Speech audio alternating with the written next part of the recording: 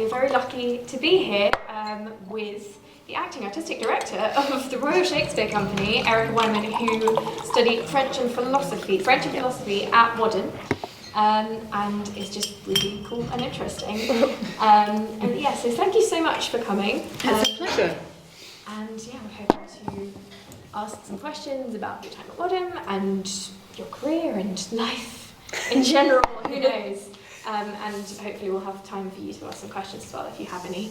But I think we sort of wanted to start by it's sort of two questions in one, of asking about sort of how you got into directing, and then sort of added to that, was that anything to do with your time at Wadham or at university? Did you get involved in any drama while you were here? Yeah, I did, and I got in all sorts of trouble for doing far too much of it. And not concentrating on other things. Yeah, I did. Thank you for having me. It's lovely to be here, and lovely to meet you all. I was here quite a long time ago, in the late 80s. I'm just going to practice saying it out loud, then I'll believe it. And yes, it did. Yes, being here had a huge amount to do with me eventually working out that I did want to do this professionally. I got a bit caught for a while, maybe this will be familiar to some people, between thinking that there was something more sensible I could do, and not being able to let go of my passion for it. And I really did think for a bit after leaving Wadham that I wanted to do philosophy, and that maybe drama would be something I did as a hobby. But it wouldn't go away. So eventually I realised that the trouble for me with philosophy was that there was no one to talk to. I would just have to be in a room reading and writing about it and trying to interest people in it. And the conversational nature of the theatre was a better place to do philosophy. So I think the two have always been very kind of wedded for me. The desire to have the difficult conversations we need to have as human beings, and to explore ways of thinking about the world that are not always available to us readily, imagine other worlds. I think that's always been there. But to answer your question, I thought I wanted to be an actor when I was really quite young, and I established quite early on that my family weren't very keen on that as an idea, and I was going to have a fight on my hands to say that was really what I wanted to do. And I was scared as well. I mean, I think looking back, for a long time I used to tell that story as though I didn't have any agency, but I realised that I was scared of what that might mean. And so I accepted quite readily that I should probably have other things up my sleeve. But I did lots of youth theatre before coming here, and then when I was here, couldn't resist trying to be in things and then being in things. And yeah, I did a lot of that for the first 2 years, and I didn't direct. I had done a tiny bit of directing before coming to Wadham, but only a tiny bit, and I'd really thought acting was the thing. And then I hit a point in my second year where I started to understand one of the strengths you needed as an actor, which was to be free on stage of, I suppose, the objectivity that you maybe need as a director, or you certainly need as a critic, to measure yourself against other productions you might have seen or other likely audience experiences. You have to be free of that, I think, as a performer. You have to let all that go and be absolutely in the moment and in the part and in the character. And that is what I loved about acting, but I couldn't quite switch off something else, some kind of critical faculty that meant I wasn't as good as I could have been. And I could start to see that in the performers around me, and I couldn't have quite articulated it like this then, but something in the playfulness of great performance, the ability to just respond to what's happening in that moment and to channel it through the text, whatever the text might be.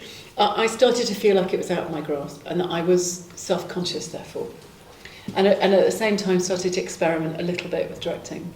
I did, because I was doing French, I spent a year in Paris, and I did a couple of months with Philippe Gaulier, who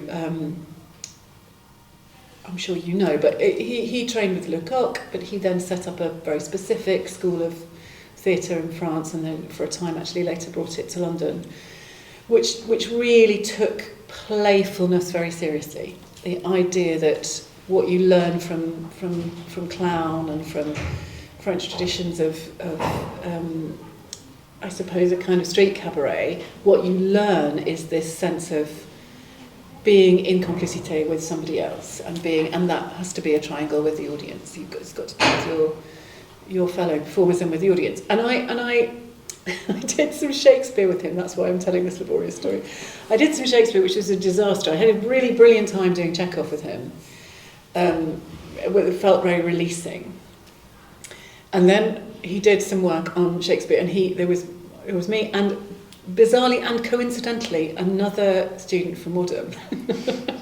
Totally coincidentally, who was not studying in Paris. Anyway, we ended up doing it together, and he was so rude, Philippe was so rude to the two of us about being English and being psychological about Shakespeare. And it was horrific. I mean, he would sort of encourage and goad us to go take hours to do this tiny little bit of Shakespeare. And then he'd say, no, it's awful, sit down. So there was something in that moment where I went, okay, maybe I can't do it. And I loved sitting with him and watching how he released performers. He didn't release me, but he did release others. So something started then, and then I started directing in a very ill-advised way, quite close to finals. But it was great. And it was at the end of my second year, I directed Hedda Gabler, and I was in it, and I've never said that out loud, I don't think, in about, 30 years, how shaming, but it was an amazing experience to do both and learn about that. Did you play Hedda Gabler? Yeah. Oh dear, it's out now, isn't it? No, I think that's great. So I did.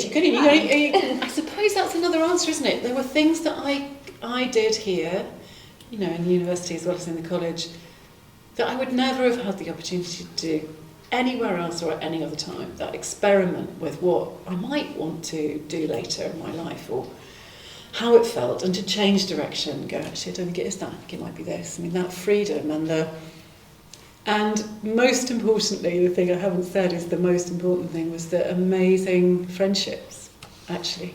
The sense of a community of theatre makers, that started here for me. The sense that these were my people started here. I think that still exists. Yeah, I think that still continues to be a thing. And I think it's also, I know we were talking before about how it's not necessarily just within colleges, it's something that spreads kind of across the colleges and is kind of across university. Would you say that was the same for you? Yeah, it was really important. And these slightly extraordinary friendships that you weren't expecting, that came about by doing something together. And a bit about the courage of it, of saying, yeah, I'm going to put myself forward for that, or I'm going to audition for that, or I'm going to put myself in that room. And so a couple of mad things happened. There was a moment where Louise Chantal was running the Burton Taylor Theatre with another friend who went on to be a brilliant sound designer, actually. And the two of them had to go on a glamorous trip, I think to Tokyo, because they were leading out, and they were setting up some kind of world tour. Anyway, it was a different time. And I and a man I've since directed, actually, as an actor professionally, Chris, and I were chosen, I think, some sort of short straw situation, chosen to look after the theatre in their absence. And there was this very strong view that we weren't going to be competent. We were actors, and we weren't going to know what we were doing. And we didn't really know what we were doing. But there was a key moment where a huge delivery of beer arrived, which we later discovered was for the pub around the corner. But Chris came upstairs, and it was the first time in a long career now of making decisions on behalf of a theatre company. He said, what do I do? There's 25 crates of beer outside. And I said, sign for it. If we're in the wrong, we'll just have to sell it. And we did sell it. So I think there's a different answer to your question. I did maybe learn how to run a theatre company, or that I might want to run a theatre company in that weird week. Yeah, that's sort of just learning on the job and being thrown into things, I think. Yeah, decision is better than no decision. Yeah. If there's beer, sell it. I think that's sort of the basics. Making it up as you go along and realising I can do this is quite a common experience for Oxford students, definitely. Yeah. And Edinburgh, going to Edinburgh was an amazing thing from here with a huge group of people. I hope it would not be allowed now, what we got up to. We shared a room maybe 3 times the size of this, but there were about 65 of us sleeping under tables. It was just grim. And a bag of Rice Krispies and a bag of potatoes, and that was all we could afford for, 4 weeks or something like that. But amazing. Yeah. We survived. Yeah. Did you? Yeah, great. Yeah. Yeah. So I was about to ask, like, what do you think is like the best piece of advice you had? I was about to ask in terms of like directing, or just in terms of like theater production. But now I would say, without these restrictions, just in general, what is the best piece of advice? It seems like your experience with other things in life also sort of feeding to, I don't know, just being the director, or yeah. I find this question very hard, the best piece of advice, because my answer surprises me. I've probably had more incisive advice than the one that I'm going to choose. But, so very, very brief history is that I took a couple of years doing philosophy, then I trained at Bristol Vic, and then I was, for a couple of years, I was an assistant director on big touring companies, and quite a lot of Shakespeare, as it happens. And then, relatively young, I was 28, I took over Southwark Playhouse, which is now fabulous Fringe Theatre in London, but it was very new, it was in a different location, it was very small. Did that for a couple of years, and then I went to the Gate in Notting Hill and ran the Gate Theatre. So pretty early, I was running theatres. And when I was at the Gate, it was my first experience of really feeling as though I couldn't get the narrative about the theatre, the story of what we were doing, to land. It was a particular time politically, so we're talking about just the turn of the millennium, 1999, 2000, 2001. And that was a time in London theatre where there was a lot of imported celebrity that was being brought into the West End to sell tickets, and a sense that theatre with a political conscience was kind of worthy and somehow wasn't exciting and wasn't going to do you any favours as a theatre or as an individual. There was a lot about personal brand, and it sort of makes me laugh now because, the world was about to turn. It was about to turn. And that's a bit of a story for me of being just a little bit ahead of it turning, which can be quite a lonely place to be. And I was really feeling low and saying, I'm just not cut out for this, because all around me, these artistic directors and directors indeed, are all about this kind of ego that says, I am the great genius. And my interest was in, and always has been, in bringing communities of artists together to meet communities of audiences. And that's never been fashionable, and it's never gone out of fashion. And I was talking to a senior director and saying this, and they said to me, the trick is to refuse to go away. And that's what I mean, it's not very sexy advice. But they were right.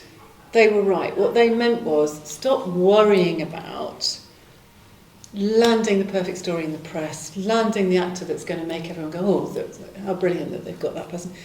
Just do what you do with conviction and integrity, and don't let those voices inside you or outside you lead you to a place where you give up. Keep going. And guess what happens? Quite often, of course there's some luck, but quite often it's just refusing to go away. Yeah, I can definitely see that. That's brilliant advice. Yeah, especially like after the pandemic, and it's just about like faith and persistence. It's really served me in, much more serious moments of doubt to go, oh, this is maybe one of those. I mean, I can think of other examples. I remember applying for a role and finding the whole sort of toxic interview process very difficult. And I rang Tom Morris, who currently runs Bristol Vic. And I said, I don't think I want to work for them. They've got these kind of crazy ideas. They said to me, they said about me, she wants to pay people, and that's a disaster because, the whole system will fall apart if she does. I said, I don't want to be part of that. And Tom said, this is why women don't run theatres, which is a bit the same as just refuse to go away. So I'm currently trying to refuse to go away. Yeah. Yeah, I think we wanted to ask as well if you had anything that you'd done that was maybe like something you were particularly proud of, anything that really sticks with you. It's also it's a hard question, and how lucky am I that that's a hard question. One reason I find it hard is that me, the artist, which is a phrase I still struggle with a bit, but the person who is happiest in rehearsal room making work is, I think, subtly different from me, the programmer of work. And I think you should be different. It should be different. So, if you'll forgive me, I am going to choose two. Go ahead. So one is a piece of work which I did direct, which was a Midsummer Night's Dream I did for the RSC in 2016. But really, it's a bit of programming that I'm really proud of, because we'd had a number of thoughts about how we could work better in partnership around the country. We've got these very deep and long-lasting partnerships with theatres around the country and with schools around the country. And we wanted that work to be more visible. And we were also interested in how that play, which is done so many times, it is a great entry-level play. It's a great invitation to people who don't know Shakespeare. But there are lots of things in that play that are often caricatured, most particularly the mechanicals. So we had this idea that we would invite amateur theatre makers from all over the UK to play the mechanicals. All of the roles, Bottom and Quince, which are big parts, big principal roles. And that we would invite children that we worked with in all the associate schools we have to be the fairies, to be the fairy chorus for Titania. There were grown-up fairies as well. And so what we embarked on was a mad journey. I auditioned 684 amateur actors and chose 84 of them, and in 14 teams in different bits of the country. And we rehearsed it partly online, which is sort of funny because it seemed like this new, weird technology 6 years ago where you could beam into a rehearsal room and see what was happening, and I felt like I was hosting the Eurovision Song Contest. And then the kids were all rehearsed in their schools. There were 700 kids in it in the end, and we opened it in Stratford, and then we toured it to each of the theatre partners that we have with a different cast playing mechanicals. So it was an extraordinary thing, and then they all came to Stratford and did 2 nights in Stratford on that amazing stage. So that is the piece of programming or I suppose convening, curation that I am most proud of. It was very joyful. It revealed the play to be not what we think it is. In fact, it made the play better, I think, because Shakespeare there were no amateur actors. It's entirely, you'll all know this, but it's a 19th century invention that Midsummer Night's Dream is laughing at amateur actors. There were no amateur actors to laugh at. He was saying, I think, bellows menders and weavers, these are real jobs, these are proper jobs. And they aspire to work in the theatre because sometimes to tell a story is the only thing you can do that would honour a moment in history. And so let's do that. And so he loves this collision between people who do sensible, real jobs that require either your hands or careful logistics or whatever it might be, throwing them into a situation where they need to perform a play. They've chosen to perform a play. So that's what I did, because I had tax collectors and nurses and pub landlords playing those roles. So anyway. And the other one I'll tell much quicker, which is the happiest I've ever been in a rehearsal room was with Who's Afraid of Virginia Woolf by Edward Albee, because that work, I think, speaks to the existentialist in me. It's so dark, it's so clever, it's funny, it's an extraordinary invitation to the audience to come in to a very, very simple setup, to a very simple world, and then it blows your mind if you let it. So, those two. Yeah, I think following on from that, of what you're proud of, is there anything that would really be your dream in the future to do? Is there sort of one project that would be an aspiration for you? Or yeah, there are a few, of course, but I've got the luxury of trying to make some of them happen, so I won't choose those. They're coming up. Oh dear, I was very decisive when you let me know you're going to ask me this, and I suddenly find I'm not very decisive about it at all. I directed The Winter's Tale in lockdown, and I love that play. And I'd done it once before, 20 years ago, and I had the worst time doing it this time because we had no audience, and we took the decision 2 weeks before we filmed it for the BBC. We took the decision not to ever play it to an audience. We couldn't afford to do it again, and we couldn't bring an audience in because we were still in lockdown. So it was awful because there was so much potential in that show and in that production. So one day I'd like to do it again. But a more sensible answer is that I've always wanted to direct West Side Story, and the RSC should do West Side Story, right?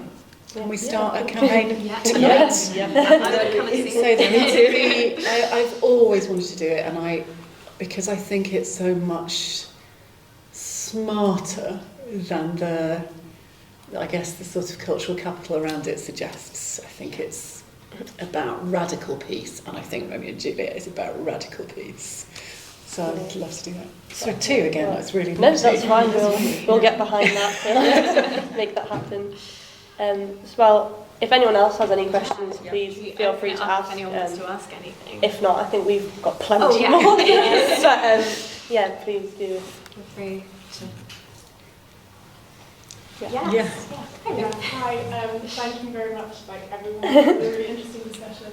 I have a question that's kind of related to what you were saying a bit earlier about how you, or your approach is kind of constructed against this idea of a singular genius, and you like this kind of collaborative process, which I think is really cool and interesting.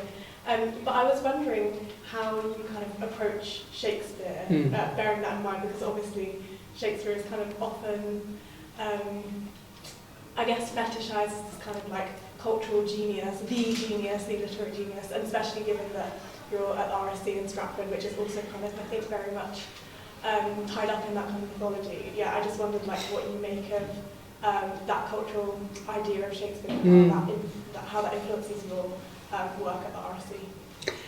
I'm smiling because it's so pertinent to this current moment at the RSC. I think your question is very astute, that because we think of Shakespeare as this singular genius, we do a number of weird things because of that. We spend lots of energy, wasting lots of energy in my view, saying he can't have been, it just can't have been one guy. And if it was one guy, it's just not possible that he was an ordinary boy in the town of Stratford who went to a pretty good school, because that's where all the boys went. We can't bear it. There's got to be something more exceptional about him. But you're also right to suggest in your question that we then think we need matching singular genius in order to put the plays on. And I guess, forgive me if this sounds flippant, I don't mean it like this, but I mean it to be, but he's dead. He died a very, very long time ago. He's not sitting on our shoulders. The plays have lived for reasons that are fascinating. Some of them have lived because we've insisted they live, and maybe we will stop doing them. And that's okay. He won't mind. He won't know. So I feel really strongly that actually matching the idea of a sort of fictional singular genius to another fictional singular genius in a director is unhelpful. I do think that you need, in any rehearsal room, you need accountability. You need to bring together all of the fuel and the ideas and the experiment, the play, through one or sometimes more than one leader that's prepared to say, I've got you. It's safe to fail. It's safe to find out whether that works or that doesn't, because I've got you and I will bring it into shape. And the theatre has, it's part of its excitement, isn't it, is that we can say sometimes 2 years in advance, we'll have it ready exactly 7:15. There's pressure in it, and therefore you need to lead towards that pressure. So I'm not at all suggesting that a kind of anarchic democratic process is a good way to make theatre. It can be a great way to begin and a great way to be in the middle of the process. But you do need leadership. But I don't think that's the same as this sort of, this is what this play means. partly because I think Shakespeare, more than 19th century and 20th century writers in particular, Shakespeare's plays are, they're full of gaps. You know, I subscribe to Emma Smith's view that what is fascinating is that they are, well, you might say flawed, or you might say open to all kinds of human experience. So, therefore, the more you pour human experience of many different kinds into the thinking about why you might do these plays now, the better. As you find more, and then you just got to shape it and frame it and find a way for it to land with an audience. But yeah, I would say more. You know, he's long gone, and they're a gift, therefore, for interpretation in any way we want. Anyone else who wants to ask a question? Yeah. Hi. When you're directing a Shakespeare play, where do you kind of start? You have a version of it. Do you have a kind of way in which you will start, and then you can kind of plan where you're going to end up? Just kind of the process of it. Yeah, that's a great question. I mean, I read it a lot. I'm happy reading it to myself. I know quite a lot of directors that aren't, that need it read aloud to get to grips with it, but essentially just hearing it and feeling it. And then there's a process of trying to discern what it is that speaks to now. I think that's the big thing for me. So an example is Romeo and Juliet that I did not very long ago, where I was shocked by the play. So there's something when you read it, when I say you read it, I don't mean you study it, I mean something else, I think, about what is it I feel? What is it I expected to feel, and what do I actually feel? And with Romeo I went, I had never considered that the adults in the play are blamed pretty comprehensively by Shakespeare from the first sonnet. And that was just, that's not an analysis, that's not an essay. I mean, someone should write one, but I just had a very strong feeling about it. And I think that was about the year I read it and what was going on in the world, and the sense that I had of I was about to turn 50, and suddenly going, I'm properly 2 generations away from the age of Romeo and Juliet. What does that mean? What does it say to me and to potentially to the audience? And then, to be a bit more kind of functional, having had an idea, so then I want to set it now, and I want to expose that in the play. I want it to be clear that the young people are trying to find peace, but they can't, because the adults can't let go of their own hostilities, and they keep failing. So if that's true, we're going to set it now, so then who do I need in the room? So then you cast it, then you've got a bunch of collaborators, and you design it. In my world, you have to design it quite early on, and find a world that's got kind of texture in it. And then to sit down with the actors is when, for me, the real work happens, where I will always sit in a circle. I can't bear tables, I think. It makes most people feel like they've been put back in school, and most people don't want to feel like that. Most actors don't want to feel like that.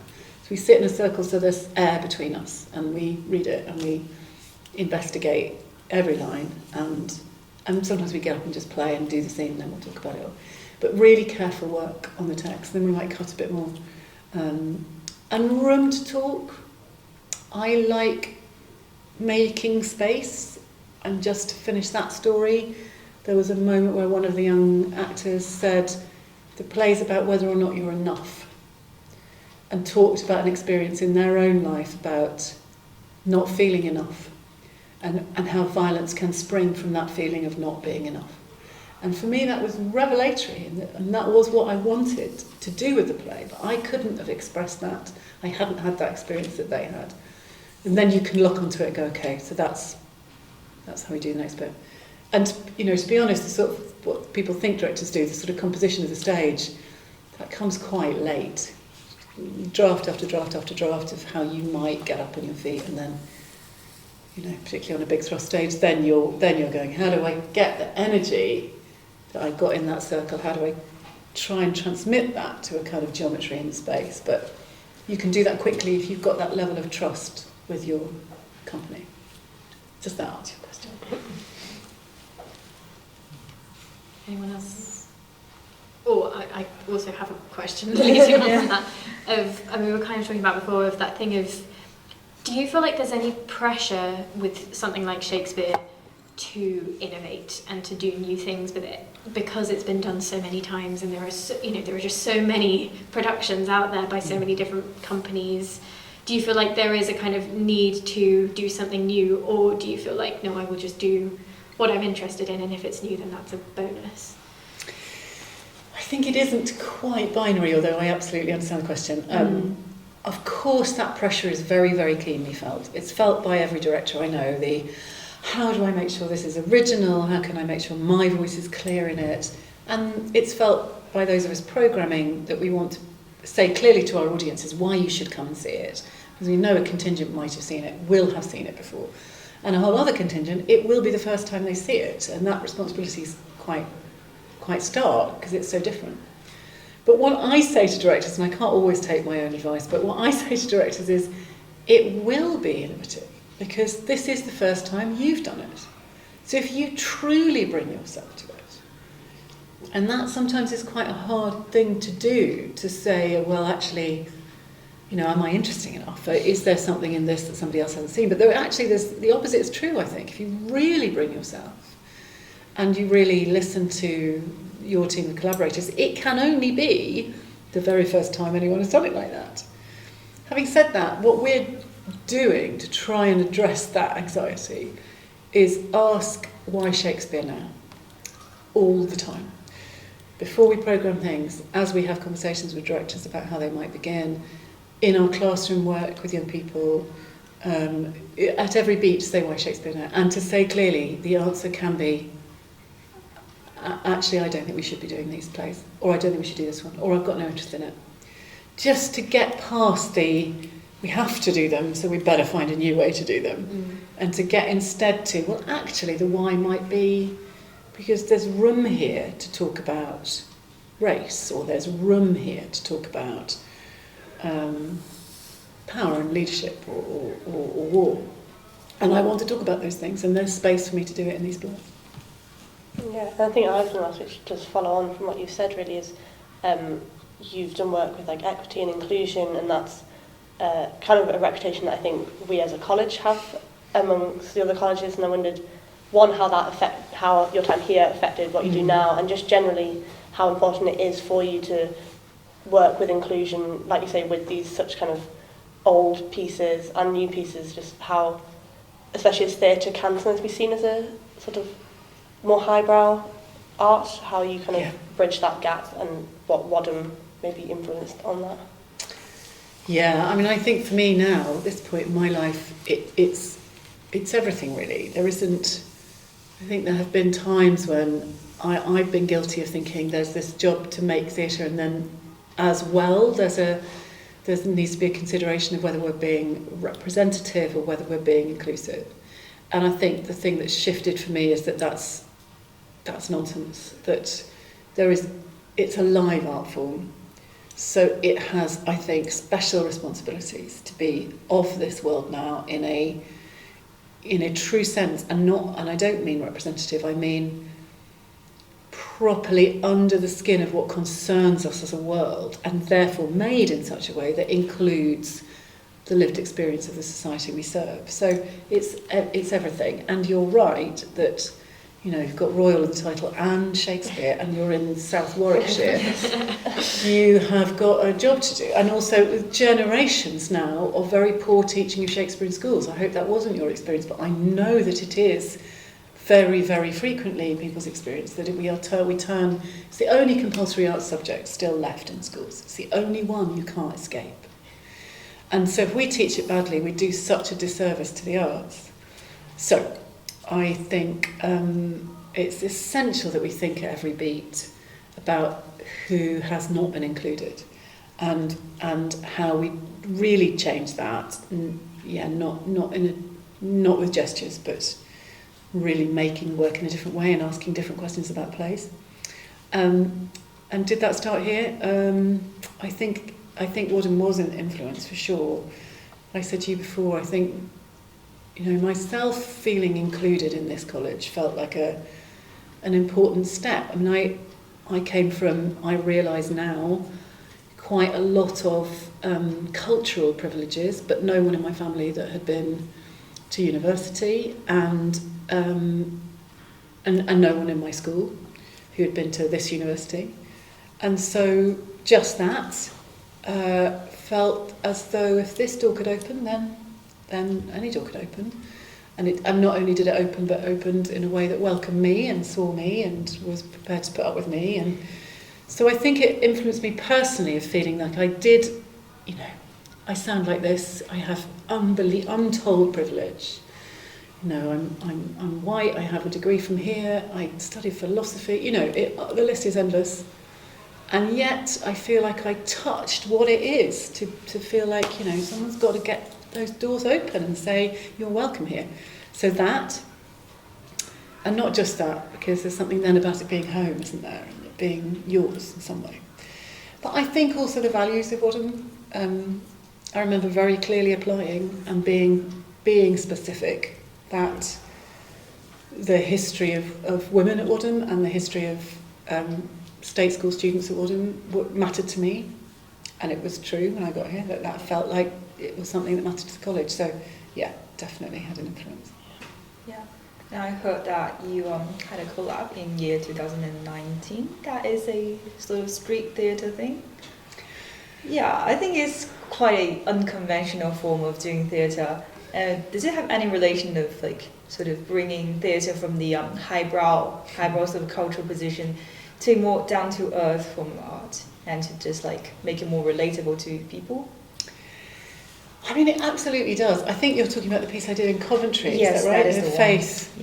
Yeah. It was eventually performed last year, but you're right, we started it in 2019, which was a piece of work that was with the faith communities of Coventry, and we ended up, in collaboration with a lot of different communities, deciding to do 4 plays on the streets, which was the first time in the City of Culture year that we were allowed to invite audiences onto the streets and congregate. So it was exciting. It was an amazing thing to do. I think, in one sense, you're right. It's really important for an organisation like the RSC to understand that coming into our buildings or coming into a partner's building when we're on tour can feel like far too many thresholds. If you think theatre isn't for you, you've had poor experiences of feeling properly welcome and included. And so to get rid of all that and be where people already are, we were, in residential streets, and we were in shopping centres, and it was great and exciting. And you absolutely do get people stopping, going, what's this? And just being curious, and particularly being curious if the stories are then about their world, about their communities.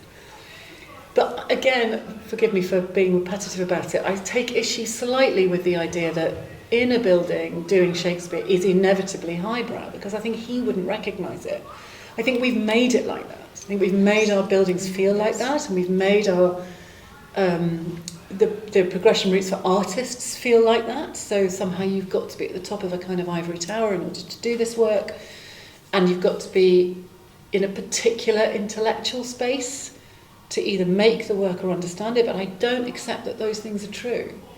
Because he made work, Shakespeare made work, collaboratively, without a single genius, I think. And he made it into spaces that were pretty close to being on the street.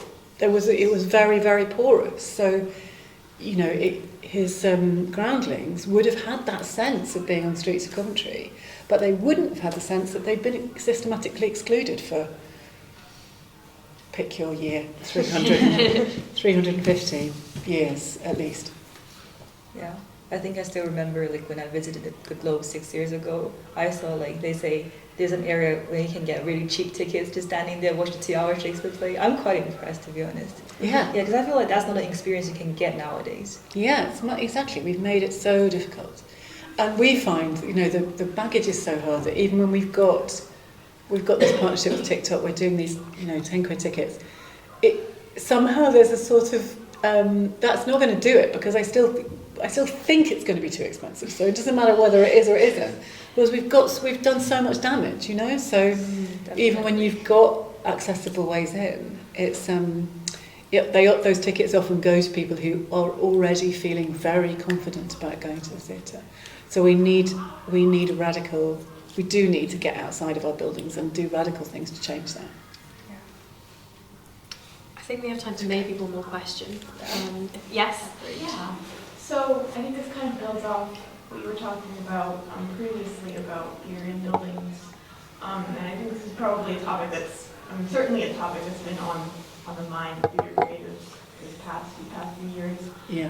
Which is the pandemic. Yeah. And, obviously there's a lot of resonance with, you're working with Shakespeare, and, early modern history, plagues and pestilence, at every turn. But I suppose my question is, what do you feel that the future of theatre is, after coming through this pandemic and the unique series of challenges and I suppose gifts that it presented us with? That's such a brilliantly put question. I don't know that I can do it justice quickly, as there's so much in it. I think, maybe to start with your last part, I think you're right to say that there are gifts as well as challenges. It's been really horrific in the performing arts, so I don't say that with any self-pity, but tens of thousands of freelance artists had just the most destabilising time, and we've lost so much talent, and we've particularly lost diverse talent that were already, the people who felt most vulnerable in our work haven't stayed. Why would you, when suddenly there was no money and no work? So, and I think we've suffered an identity crisis, like, did it matter enough? Simultaneously, the telling of stories has never mattered more in my lifetime. And I do think that is going to last, that sense that story is deeper than we thought it might be. That it's a really profound and urgent need when you are in trauma, when you are in trouble, that we need to tell stories live to one another, as well as writing them down. And I think there are other gifts that are to do with reflecting on the structures and trying to come to a more equitable contract with our artists, the permanent buildings, with our artists, but also with our audiences. I see greater courage in standing up for a set of values. I am absolutely a product of optimism in the 90s towards a left-leaning government, if we can call it that invested in the arts for the first time in my lifetime. And that optimism led us into, amongst other things, a transactional relationship with art. And I feel it starting to crumble. I feel some of the old idealism I felt when I was here of, hang on a minute, whatever the funding nightmare, and it will continue to be a nightmare, we're artists, we should be standing up for what we believe in and modelling it. And we are in the fiercest culture war I've known. And so I feel, on good days, I feel quite excited by that artists might just stand up and say what they really think. And that's not going to make the economic conditions better, and we may have to accept that. But having lived through a pandemic, maybe we can. There are so many lessons. But thank you for the question. It's very good. It's very good. But stories, I think stories. I think that's a brilliant message to end on. Time but for a if really, anyone really does quick, have, if there's like a really Really fast good quick question. question. Or if not, I'm Or if interested not, I really think we quick. can Oh, just- go no. No, I don't have a question. I was going to ask, Okay, great. what is your favourite Shakespeare play? is that a I mean, quick I'm question? not allowed favourites. Of course. I'm not allowed favourites. I'm currently a bit obsessed with I Do Like It, actually. I'm re-finding joy in I Do Like It. But the answer is always going to be The Winter's Tale. It's like this nightmare curse. I haven't done it justice. Well, it's probably, I'm really not allowed favourites. And but I have plays I don't ever want to direct, and maybe I don't want to see them again. Are you willing to say which one? On camera. I never want to direct Tammy the Shrew. No woman should ever be asked to direct it again. I'm quite interested in whether, or maybe Ever Strong, but I'm quite interested in, can male directors fix it? But I've spent 30 years with people saying, let's give it to that young woman and see if she can fix it. That should never happen again, for example. And I think the jury's out on Othello, although it's it's by far a superior play. Potential that it could be a play about racism, but it's a very, very problematic play. We should be honest about that. Yeah.